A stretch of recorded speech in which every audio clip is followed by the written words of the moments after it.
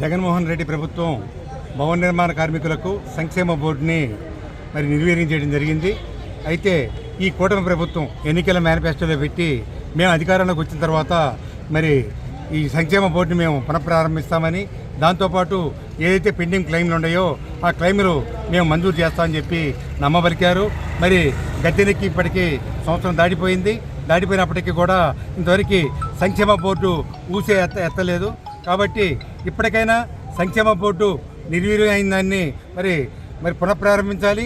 దాంతోపాటు పెండింగ్లో ఉన్న క్లెయిమ్లు ఏవైతే ఉన్నాయో వాటిని నిధులు మంజూరు చేయాలని చెప్పి డిమాండ్ చేస్తూ ఉన్నాం. రాష్ట్ర వ్యాప్తంగా ఈరోజు భవన నిర్మాణ కార్మిక సంఘం పిలుపు మేరకు అన్ని మండల కేంద్రాల్లోనూ జిల్లా కార్యాలయాల్లోనూ ఈరోజు సంక్షేమ బోర్డు పునఃప్రారంభించాలని, క్లెయిమ్లు పరిష్కరించాలని చెప్పి డిమాండ్ చేస్తూ కార్యక్రమం జరుగుతూ ఉంది.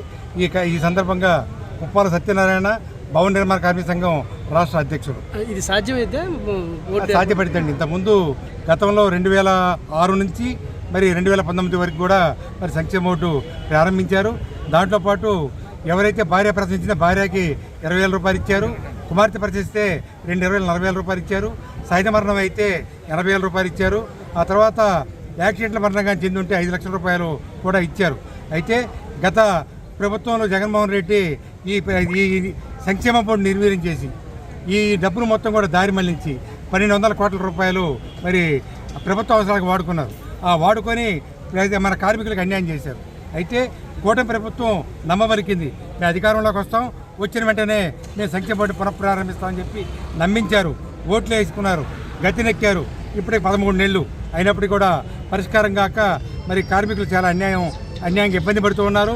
ఈ ఆవేదనని తీర్చాలంటే ఇప్పటికైనా పవన్ కళ్యాణ్ గారు కూడా ఆ రోజు తాడేపల్లిగూడెంలో మేము అధికారంలోకి వస్తే కంపల్సరీగా ₹1 కోటి ప్రకటిస్తాం, బోర్డుకి ప్రకటించడంతో పాటు బోర్డును కూడా ప్రకటిస్తామని చెప్పి హామీ ఇచ్చి ఉన్నారు.